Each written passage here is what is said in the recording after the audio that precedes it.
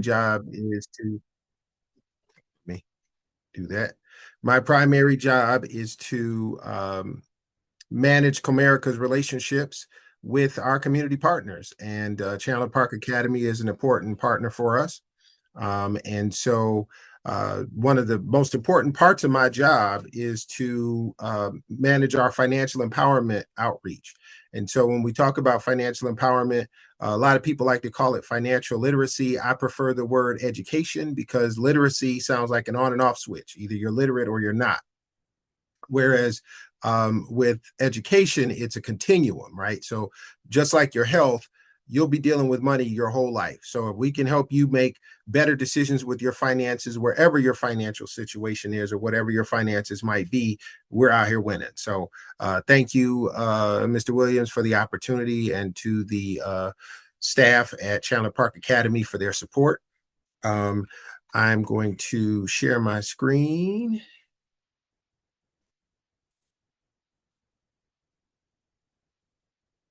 Okay. And so, whenever you have somebody come out and talk to you about money, I know, I've done this enough to know that when people hear about this, it's usually uh, bad news, right? Something I can't have, somebody judging me, that sort of thing. I'm not here for that. My goal is to, again, put you in position to make better financial decisions. So that doesn't mean that the financial decisions that you're making now are bad. It's just an opportunity to give you some additional information. So with that in mind, as you see the title here, it is Building Wealth 101, Budgeting, Saving, and Investing. Now, those are the three pillars of wealth. If you can master those three things, you are well on your way to being financially successful. And what I mean by financially successful, I don't necessarily mean rich, but what I want to do is help you build wealth, right? And when I talk to your students about the difference between rich and wealthy, well, rich is when you can generate money. Wealth is how much of it you keep and how much of it you pass along. And so, budgeting, saving, and investing are the three pillars of wealth. And as I said earlier too, this is a continuum. So you might be doing all of these things. You might be doing some of them better than others, but the goal here is to do even better. But what I really like to focus on is that top line: take control of your money, because really that's what all of this is about. Because if you don't control your money will control you. And the way that money control often shows up is through financial distress and things like that. And so what we want to do, again, is put you in position where you can control your money.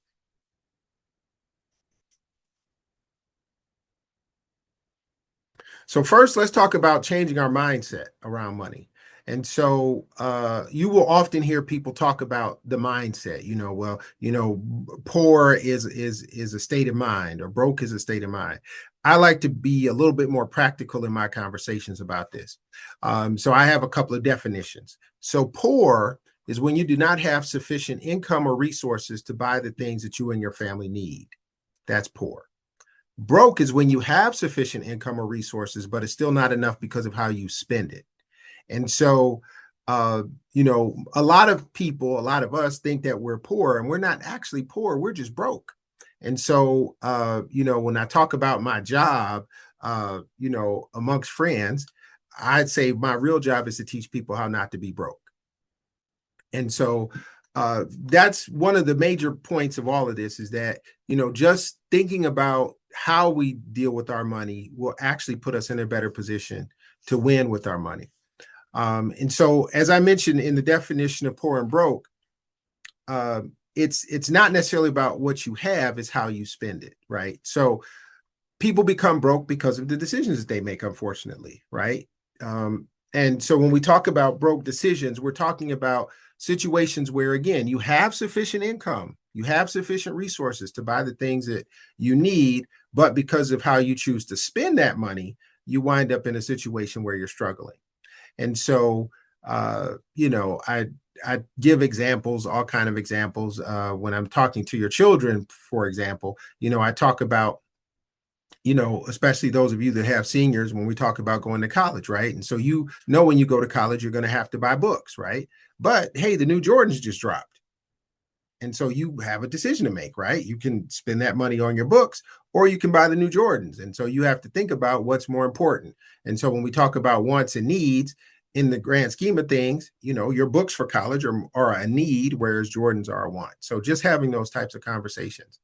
And I also talk about broke like COVID, right? So when you think about COVID and all that we went through, one of the things that we know about COVID is that you catch COVID from other people. Well, you catch broke from other people too. One of the ways that you catch broke from other people is being around other broke people. Now, I will say, here's my disclaimer, Mr. Williams. I know this is being recorded, so everybody will hear this disclaimer. Some of what I'm going to say is going to sound judgmental. It is not judgmental. It is what I have learned in my 32 years of banking. So I don't want to make anybody feel a type of way, but as you think about what I say, just I hope that you'll give me the grace of understanding that this is not a judgment. This is just what I've learned through my years of experience. And so, again, you catch broke from being around, or you catch broke from being around people. So one subset of that is being around broke people, because what happens is broke people buy what they want and beg for what they need. Broke people will buy what they want and beg for what they need. Now, how does that play out in the real world? Well, when people come to you for money, right? They come to you and ask you for money about, or for things that are they need. Hey, I'm having trouble paying my mortgage or my rent. I'm having trouble paying my utilities. I'm having trouble paying my car note, and so on. But in my experience at the bank, what happens oftentimes is people will wind up with not enough money to cover the things that they, need. And they're not really quite understanding how that happens. So working at the bank, people will come in and sometimes say, Comerica stole my money. And so I will say, okay, let's sit down and look at the situation. And so they'll say, I'm supposed to have $500 in my account, but I only have $350 in my account. And Comerica is messing up my money. So I say, okay, well, let's figure out where we're at. So yes, I do see that your balance right now is 350, and you say that you're supposed to have 500. Well, let's look at the history on the account. And so when we look at the history on the account, we see Kroger or Meijer, right, or Costco or whatever, because hey, you got to buy food. I get that. And I see CVS on there because you have to buy your medicines.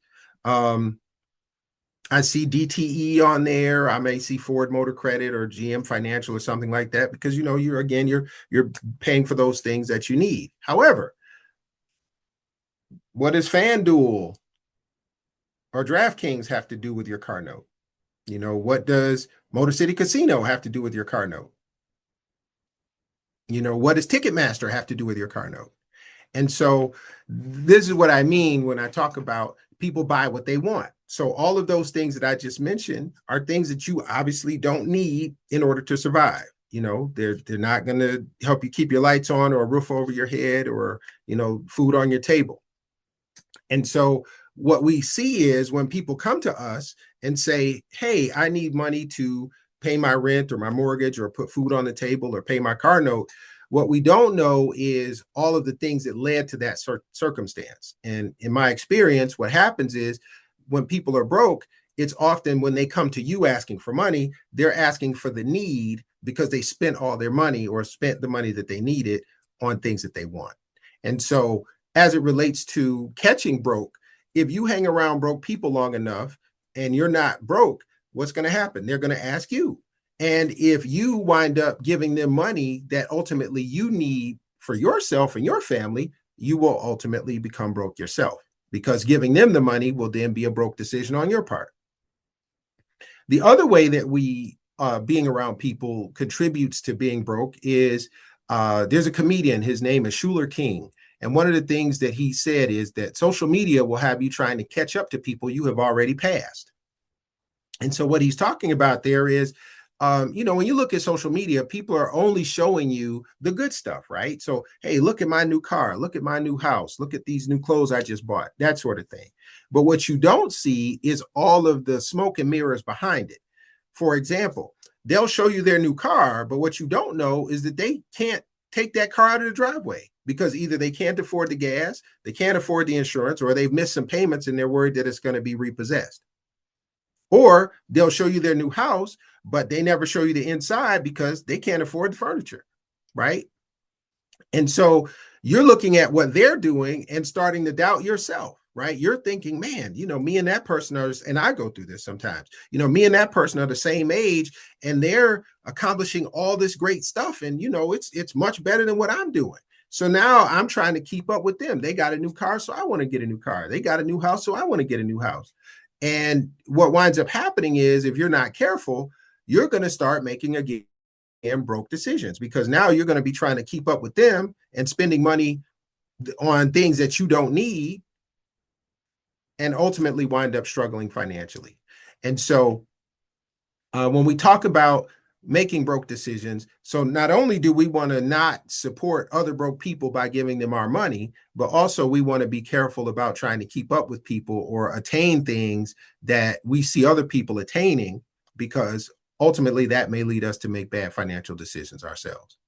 And the final part of the COVID analogy is, what did we learn about COVID? And I know some of this has been very controversial, but one of the things about COVID was what?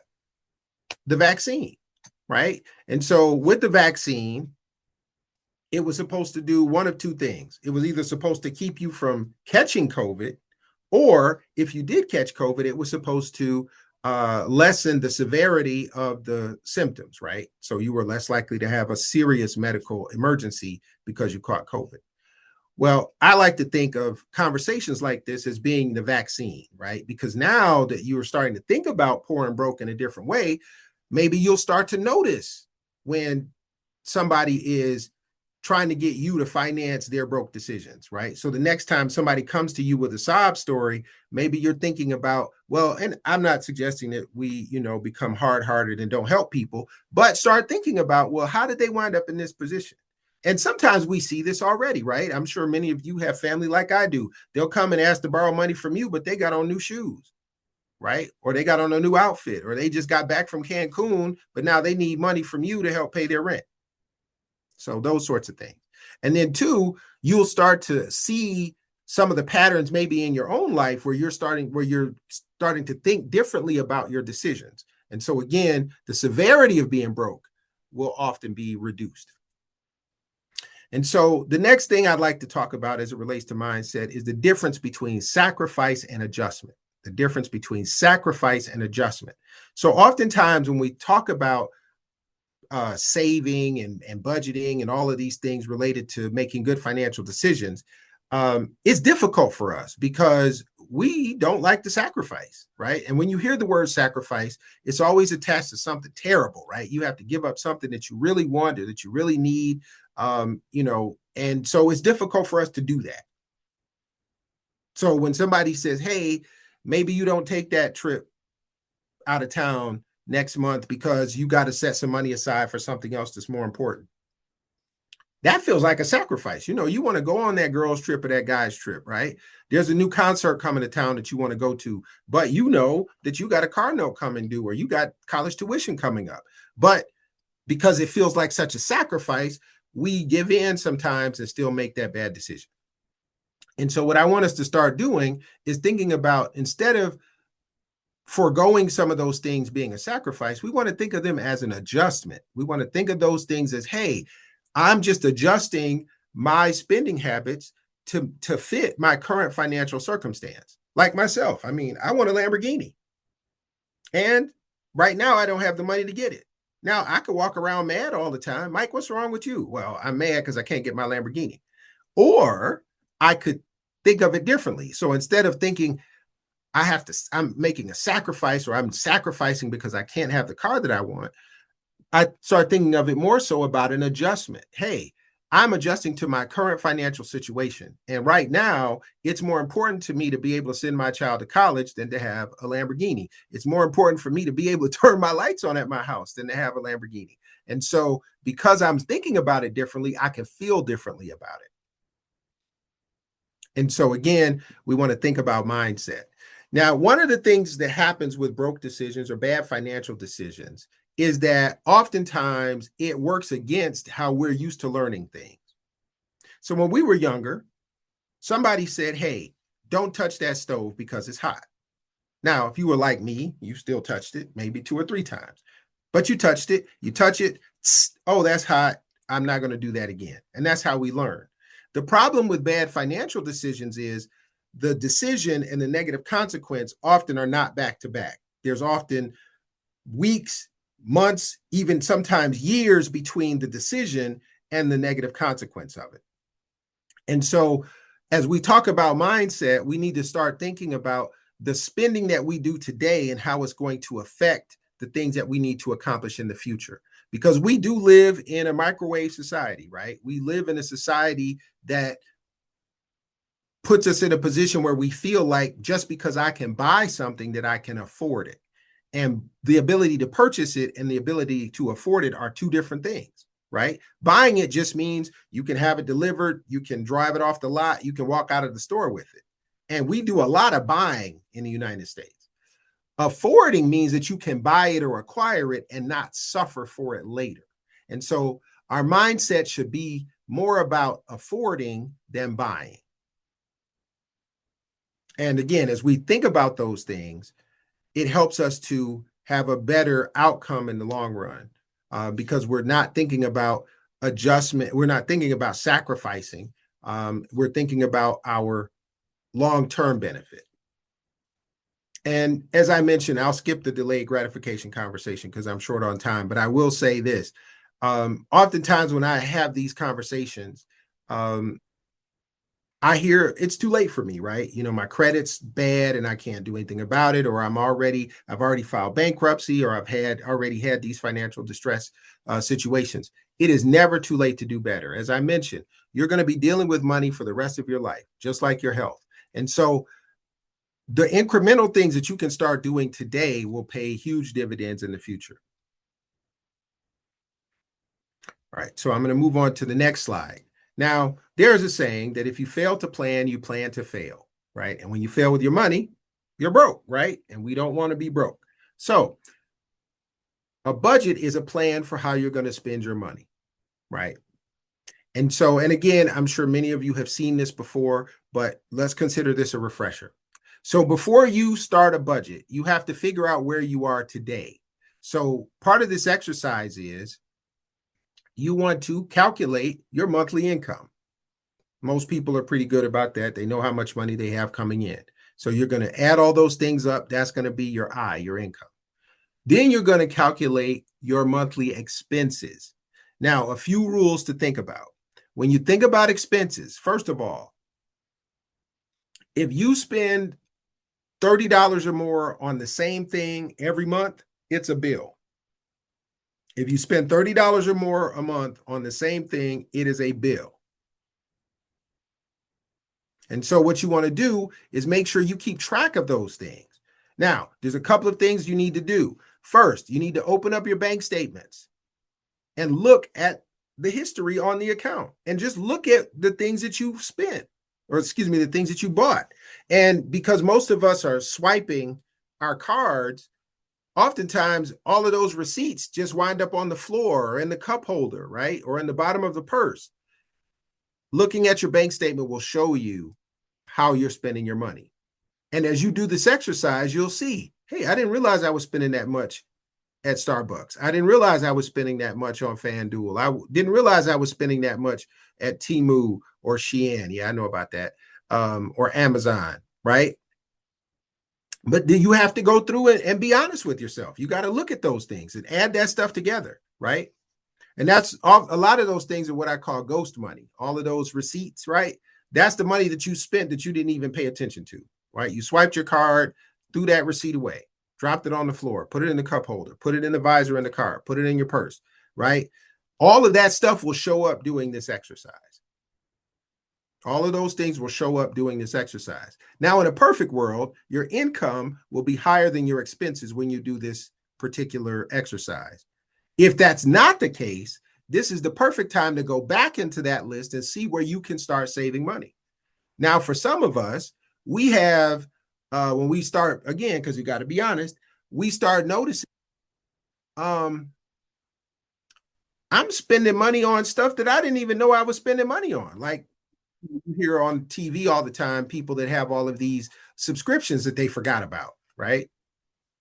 People didn't realize they were spending this much on cable and internet, or they have, a $300 cell phone bill because they forgot that not only are they paying for their plan, they're paying for all these other people's. And so what you have to do is, again, go back into this list and start seeing those things that you can take out. And then at the top, you see I have savings. And I'll come back to that when we talk about your budget. But I put that in bold and in red there because I want people to start thinking about saving differently as well. Again, in the beginning, I talked about how we view everything as a sacrifice, right? When you hear people talk about saving, people start scrunching up their face because that usually means, oh, now that he's going to start telling me about the stuff I can't have again because now I got to save this money or put it aside instead of buying the stuff I want. Let's change our mindset. So instead of thinking of saving as a sacrifice, I want you to think of saving as paying yourself first. You are the CEO of your life. You need to get your money off the top. And when you save, that is exactly what you're doing. So don't think of saving as a sacrifice. Think of saving as a hookup that you're giving yourself. So I know you can't see all the specific line items, but I pulled this budget worksheet because it was colorful. And I wanted to just explain that in general, there is no shortage of budget worksheets. If you went online and Googled or used AI and said, give me a budget worksheet, there is no shortage of the options you will get. I just picked this one again because it was colorful. But the science is the same no matter what budget worksheet you're working for or you're working from, right? I'll go to a simplified budget so that you can see it better. This is a more simplified budget. So you have the three primary columns. You have the budget, the actual, and the difference. The budget is what you expect financially to happen in that particular line item. The actual is what you actually wind up doing during the month. And then the difference, of course, is the budgeted amount minus the actual amount. And then you see the categories. You have income. Again, everybody's good on income. But then you have the expenses. Now, some expenses are going to stay the same every month, like your rent or your mortgage or car note. But then there's a bunch of variable expenses that'll change throughout the month. And so what you're going to do is you're going to sit down and figure out how much I expect to get or expect to spend on each of these things. So I'm going to go back one slide. And that's why I said use a 6-month average. So for each of these line items, you don't want to just pick the most recent bill and use that as the budget number. You want to do an average. And I would suggest just take the biggest one you had for the last 12 months and make that your budgeted number. The idea being that if that's the worst things have ever gotten, the rest of the months will be a piece of cake, or at least you'll make sure you'll have a little extra money left over. That's where you put on the budgeted side.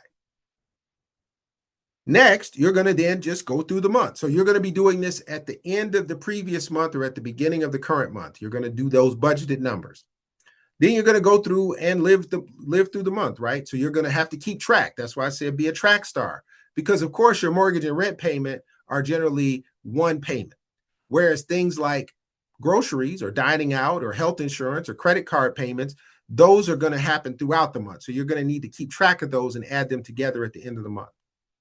And then when you're finished, you're just going to do some math. You're going to take, okay, this was my budgeted amount. You're going to subtract your actual amount, and then you're going to get a difference. Now, what you should be looking for is two things. One, any large differences, right? If you expected to spend $300 on groceries and you spent $500 on groceries, you need to pay attention to that. Something went wrong, potentially.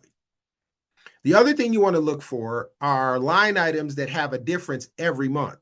Usually when there's a line item that has a difference the same line items have differences every month, that means that your budgeted amount probably needs to be adjusted, either up or down, so that it more matches or is more in line with how you actually spend.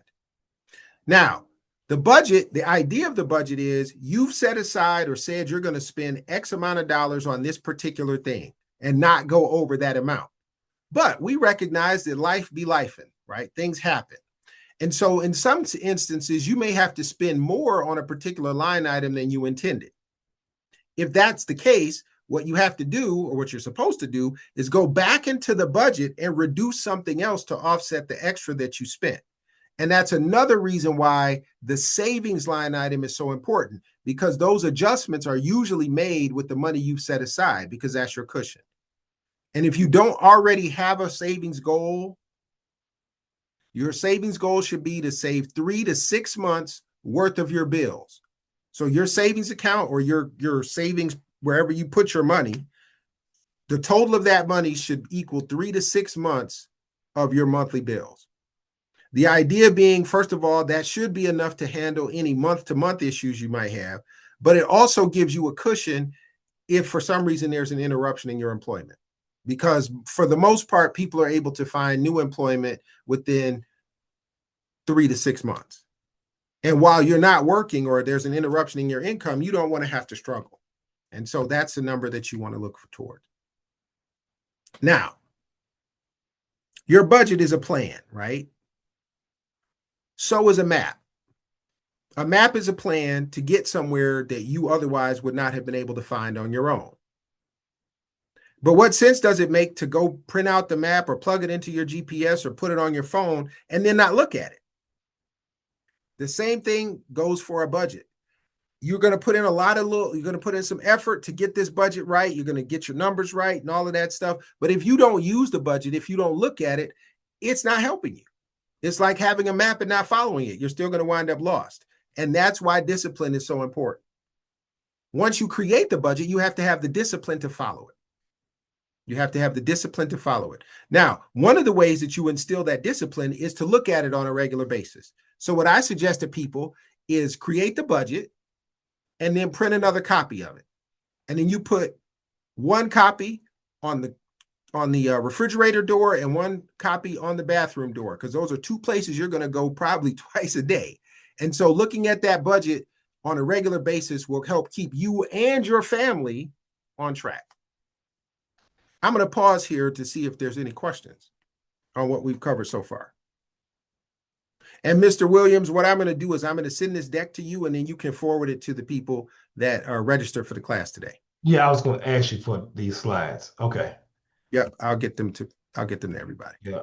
No, I think I don't see any question in the chat. I know we had a few upset female parents. You start talking about that Temu and Shein and Amazon, but yeah, a few of them talk, but it's okay. But we'll keep but on I hate it. live. But look, I balanced it out with the FanDuel and DraftKings, right? Yeah, you did. I didn't pick up on that. You did. You're right. I tried to balance it out with the fans. Not all of us can do better, right? Not just the ladies. All of us can do better. I got you. I'm thinking what you put down.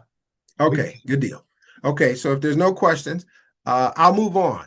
Now, the great thing about this is, again, this is not only an opportunity for us to do better as parents, but also to help our children do better, to prepare them to be successful financially. And so one of the ways that we do that is we have to break this idea that we should not talk to our children about finance, about especially our finances in the home. I come from a generation where for a very long time in my life, my parents didn't talk to me about money. A child stays in a child's place. The only conversation we ever had about money is that we ain't got none, right? When I wanted to buy something, nope, we ain't got it. And that was it, right? So what I'm going to do now is empower you parents to not be a jerk to your kids. Because of course, my parents had a good reason for telling me no. But since they never talked to me about the reasoning or the science behind it, all I heard was no, which felt unfair, right? So kids love games and they like dice. So this is a game that you can play with your family to help you have these conversations in a way where they won't necessarily understand that they're learning. And so the way this game goes is this. A die has 6 sides. And as you see, there are 6 rows. So every time you roll, you're going to wind up in one of these rows. Then at the top, there are 5 budget line items. These aren't the only budget line items, but see, these are some of the more common ones, right? You have your income, obviously. Then you have your housing, your transportation, your bills, and your groceries. And so you're going to roll 5 times because there's 5 columns. So the first roll, let's say you roll a 2. That means that your first roll was your monthly income for $2,000. The second roll will now be for monthly housing because that's the second column. And let's say for the sake of this conversation, you roll a 4. So now your monthly housing is $800. And I know that these numbers are not true to life. This is just to get the idea out there. Third roll will be monthly transportation, fourth roll, monthly bills, and fifth roll, groceries. And what you're going to do is you're going to put a dot in every box as you roll. So if you rolled a 2 for income, you're going to put a box in row 2 under income. If you rolled a 4 for housing, you're going to put a dot in row 4, column 2 under monthly housing, and so on and so on. So you should wind up with 5 dots. Then what you're going to do is you're going to go to the next page and fill in this grid or this worksheet. So you have your income, obviously. Then you're going to have your housing, your transportation, all of that. You're going to have all of those expenses. Now, there's some additional information you can put on the side there for the type of housing, the type of transportation, but we're going to focus on just the math at this point. And then you're going to do the math. You're going to take your total income and subtract your total expenses, and you're going to come out with a number. Now, if you have money left over, that's positive cash flow. That's great. Hey, I have money left over at the end of the month. And what should you do with that money? You should save it. You're saving it. This is part of your saving, right? Negative cash flow, obviously, you had more month than you had money. You weren't able to pay for those things, all of the things that you needed. And so the way that might look is if we go back to this grid, if you rolled a 1 for income, well, obviously, if you roll a 5 or a 6 for housing, you're already in trouble because you won't have enough money to cover anything else. But that would lead to negative cash flow. And then finally, you have balanced, right? Where every dollar coming in is a dollar going out. And when I do this exercise with younger people, with non-parents, we'll say, when I'm at the school talking to your children, they will often ask, well, why isn't positive cash flow good? I mean, excuse me, why isn't balance good, right? I'm not short. Why isn't balance good? And I explained that, well, balanced is obviously better than negative cash flow, but there's these things out there called emergencies, right? And when you have an exact balanced cash flow, that means you don't have any room for any other problems that might show up. And shoot, let's be honest, we're parents, right? Our kids are walking emergencies. There's always something that they need that we hadn't planned for. And so if you spend every dollar you have coming in, you will not ever be prepared for any of those unexpected outcomes. And so we have that conversation as well.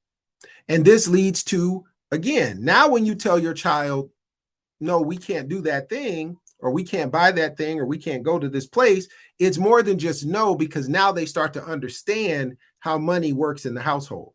And as I got older, my mother used to, I guess she heard this from somebody and started, exercising it with me and my brothers. So my mother would say, because my mother was funny.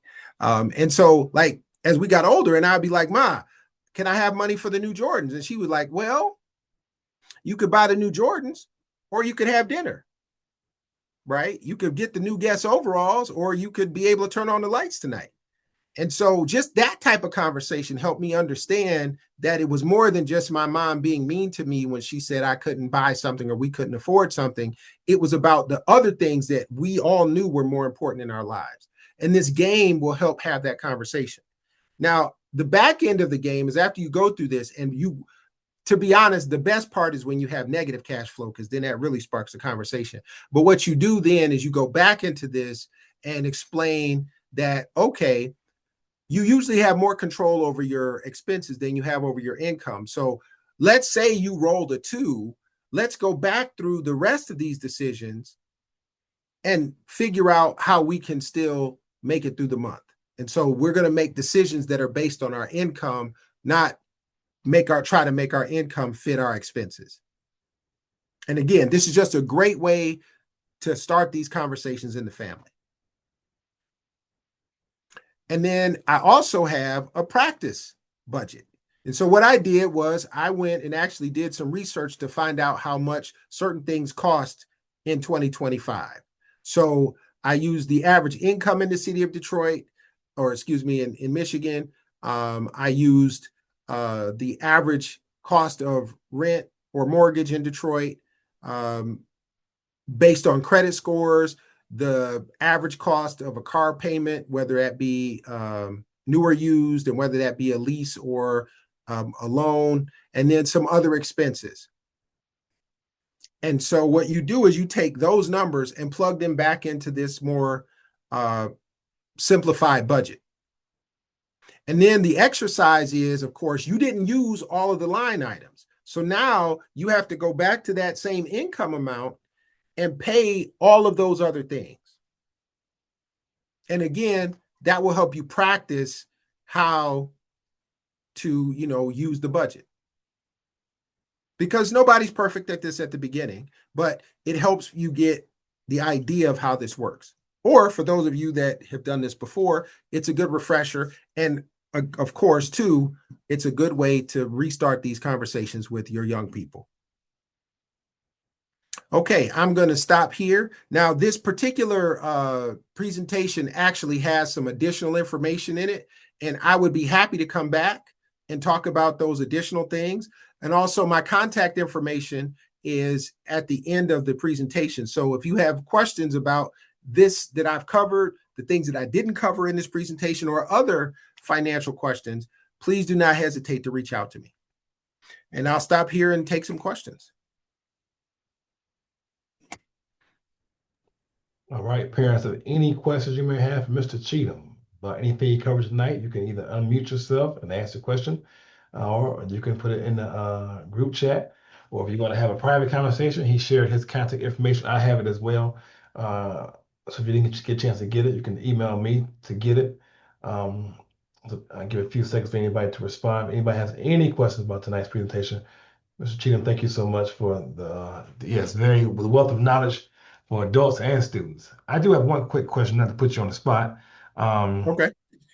uh, does Comerica Bank have a program? I know some other banks have where they can do student accounts where we used to back in the day do student accounts at the school, and the students were Mm-hmm. allowed to open an account, and we did different activities with it. Parents came and supported it. So does Comerica offer that kind of program? I think we can try to push students to start early and save them money and make it a whole deal for the district. We no longer offer that particular program, unfortunately. We do have a program for young people where they can have their own bank accounts, though. Okay. We do have that. So you can open up a checking account actually as young as 16. Um, a savings account, a child can open in their own name as young as 11. Hmm. But what you can do is you can contact me if you're interested in any of those options, and I can connect you to a banker in your area. As you know, we have several banking centers that are close to Chandler Park Academy, but it's Comerica, so we're all over Southeast Michigan, so we can find a banking center that's convenient for you. Now, do you happen to have like a handout on that we can send out to parents just advertising that opportunity to parents who I don't what call I can tonight? do is it's not really a flyer, but it's the marketing piece that we have that we give you in the banking center that has that information on there. So I'll get that for you.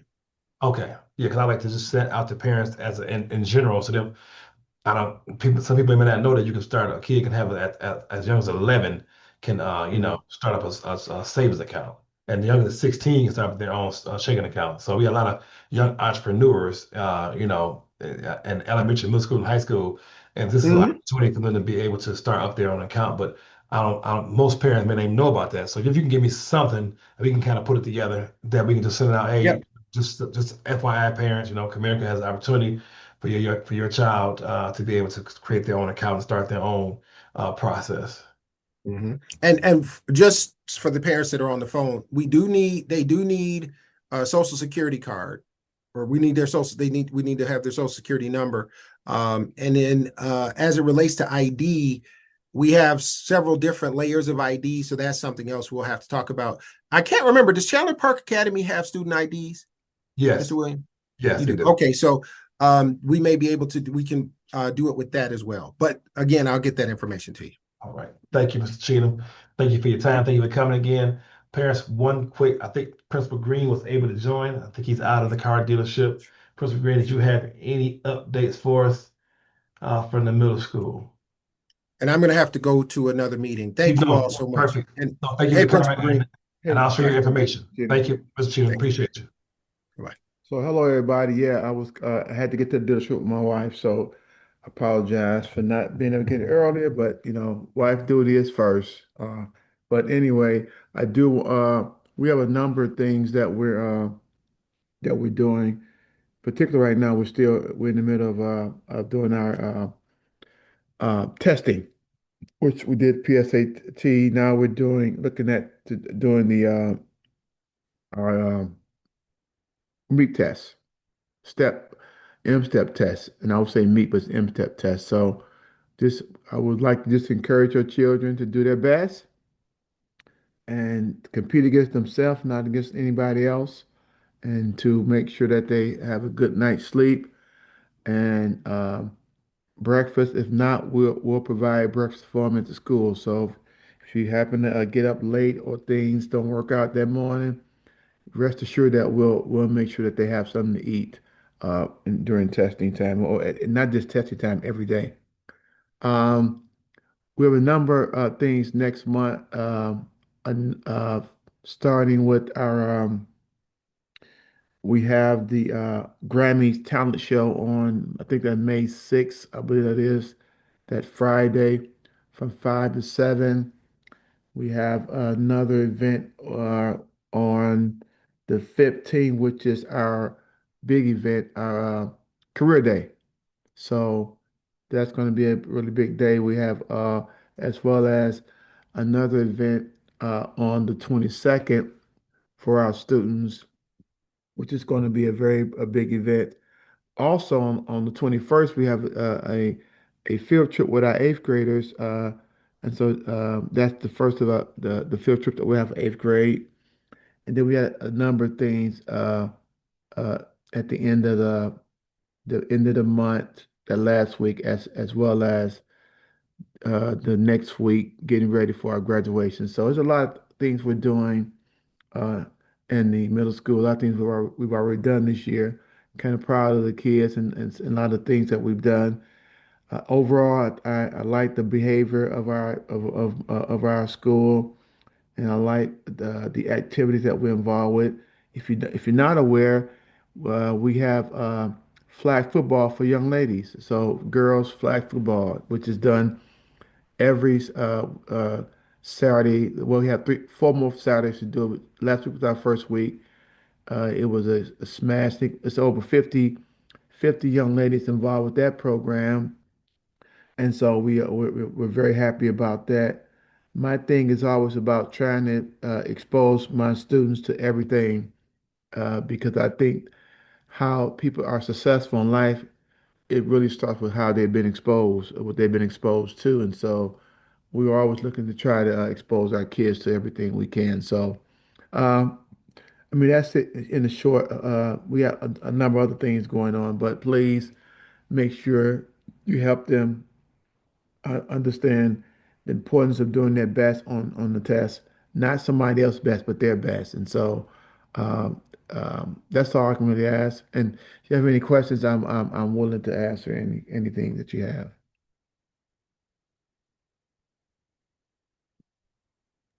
All right, parents, if you have any questions for Principal Gray, you can unmute yourself or answer in the chat. I know, Ms. Ross, are you still here? There was one question about Ms. Kirk had about SAT. If you're still here, I'll be able to talk. If not, Ms. Kirk, I will get you some information through our testing coordinators tomorrow. We had our 11th graders just took the SAT today. Uh, this morning actually. So and they can I think they have an account that they look at that they can see their own. So they get the scores back before the actual school does. So I'll make sure tomorrow I have Miss Hunt, who's the high school testing coordinator, to reach back out to you. I got your information, Miss Kirk, and I'll make sure we reach out to give you the proper information. But I'm pretty sure the kids, the students themselves set up their own account and they then get their scores back way ahead of, but way much quicker than the school actually does. Mhm. Okay, thank you very much. You're very welcome. Thank you for coming today. All right, parents, there's no other questions. It's a rainy Wednesday, but the sun is still out, and it's still a good day. And thank you, Principal Ross, Principal Green, Principal Anderson for joining, and all the parents for joining. And today was our first time having parents, no parent drop today. Parents stayed for the whole time, so I do appreciate it. And we look forward to seeing you guys at our Let's Talk Parent meeting, which is the first Wednesday of the month. We'll be covering substance abuse from students in that PPN meeting. Again, parents, please make sure that you uh, fill out that safety and security survey. Make sure we get that. You got it yesterday. You'll get it tomorrow as well. But make sure we want to hear from you. We want your voice to be heard. You are a key stakeholder to this school community. So please make sure you fill out that, and then be prepared for all the upcoming end of the school year activities. Principal Ross, did you hear my question I asked for Ms. Kirk earlier? No, I'm sorry. What'd you say? I mean, I no. Can you repeat it? She wanted to know how do parents get access to the students' SAT score? The students are going to get their scores first. They won't get them anytime soon. That's But what I told her. Yeah. normally I don't know since I'm new to Chandler Park. I'm not sure how it works here. I know in the past, school districts normally mail home a copy of the student scores, so I can find out if you guys mail them home or if you send them home or if they have to access them via a college board, which the students all have access to, or what. Yeah. So I gave Ms. Kirk's information, uh, and I'll make sure I get with Ms. Hunt. But I'll be like I said, you're right. That's when the students they'll get the scores back They months before do. the school And they get them hit back. College Board first. So normally the teachers will log into College Board and they'll get them and they'll see them. That's how I normally know because they're like, hey, they're on College Board. Then I'll hop in our portal. But a lot of times they hit the student scores first in that College Board app. Yeah.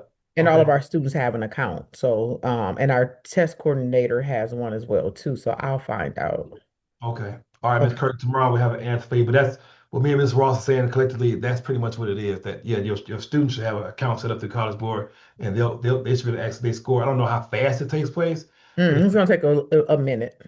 take a minute. Okay. Yes, Mhm. thank you. Like I said, I recall from the last meeting when it was talked about, but my son was just so excited today after he took it. And he was like, Mom, just make sure and just ask. I'm like, I'm pretty sure, but I'll double check for you. So I've Yeah, kept my I word think to it's double like check. I think it's like sometime in May or like beginning of June. It takes because they have to process everybody's test scores. But first of all, I'm glad any student was excited about testing today. Me too. I'm praying and Eddie's trusting that excited to see that's his a positive results. thing. That's a Yeah, good it was thing. today was a today it was some people were smiling and some people was raining. So it was a little mixed emotions today. But anytime a student is happy and anxious to see their scores, we definitely appreciate that, and that's the kind of mentality we want to have that growth mindset. All right, everybody, thank you so much, and we'll see you guys in April. Have a great day. All right, bye.